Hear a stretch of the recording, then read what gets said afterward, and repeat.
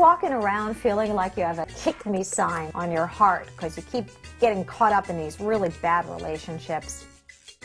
Well, if so, I have some age-old advice for you. It's very age-old, from Aristotle. I actually think of Aristotle as the world's first self-help book author. He wrote a lot about happiness, and he wrote a lot about happiness in relationships. And he said there were 3 kinds of relationships, and only one of them will bring you true happiness. So here are some dating tips from Aristotle. Relationship number 1 he calls relationships of pleasure.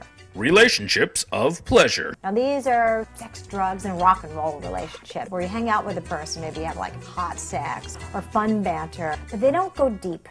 They don't go into your soul. They're superficial. They're usually about pleasures of the body or the ego, and thereby they're not going to bring you true happiness. Relationship number 2 are relationships of utility. Relationships of utility. These are people that you spend time with them, and when you're with them, you garner like status, power, fame, glory, beauty.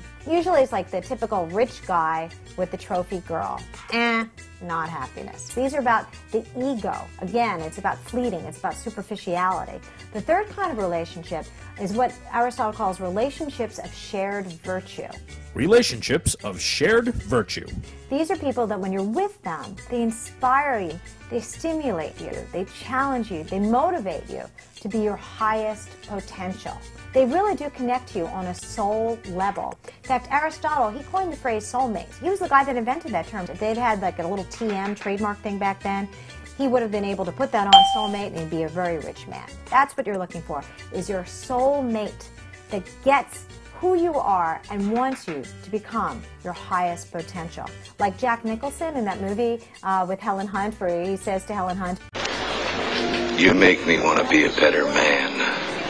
That's a relationship of shared virtue. That is a soulmate. So if you're looking for a relationship that will make you happy, stop looking for Mr. or Ms. Right. What you have to look for is life plan right. And when you meet somebody, ask yourself, will this person help you go towards life plan right, becoming my highest potential, or life plan wrong, bring me down to my lowest potential? So that's what you should be looking for, not Mr. or Ms. Right, but life plan right. And then you'll be on your way to true happiness.